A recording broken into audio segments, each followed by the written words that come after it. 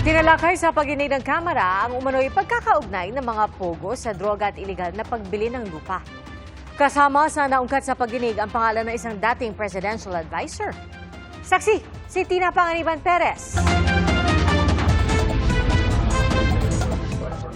Ipinakita sa Kamarang isang matrix ng umano'y koneksyon ng pogo sa droga at iligal umanong pamimili ng lupa sa ilang probinsya. Nabuo ang matrix base sa mga impormasyong nakalap ng Kamara mula nang dinggin nito ang nasabat na 3.6 billion pesos na halaga ng shabu sa Mexico, Pampanga noong 2023.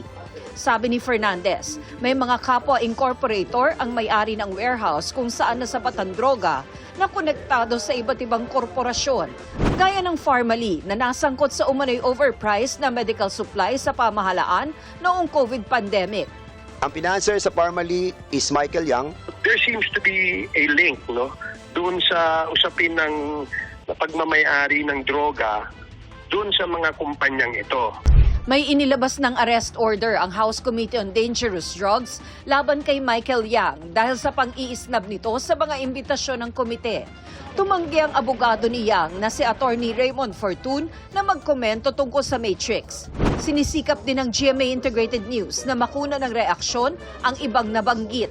Sabi pa ni Fernandez, ang kapatid ni Michael Yang ay katransaksyon ni suspended Bamban Mayor Alice Go. Base dun sa nakita ko and my appreciation of the evidence, ang tingin ko, talagang money laundering scheme ng mga drug syndicate yung dumadaan dyan sa Pogo. Konektado rin daw ang mga isyong ito sa iniimbestigahan ng House Committee on Public Accounts na iligal na pamimili ng mga lupa ng Chinese national sa Pampanga para umano gawing pogo sites. It was established also that those so many hectares of land are being bought by the different corporations whose incorporators are proven to be Chinese nationality. We all know that there's a constitutional prohibition for foreigners to own lands in our country. Nakita natin na merong nag-enable nung sale to the foreigners, no? And allegedly, this is assisted by no less than the LGU. Nilinaw ng ilang mambabatas na hindi lahat ng pangalang nasa matrix ay konektado sa iligal na aktibidad.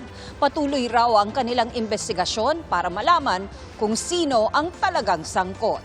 Kasama sa mga posibleng panukalang batas na magresulta sa mga investigasyong ito ang paghihigpit sa pagkuha ng Filipino birth certificates at Filipino passports at pagbili ng lupa. Para sa GMA Integrated News, Tina Panganiban Perez, ang inyong saksi.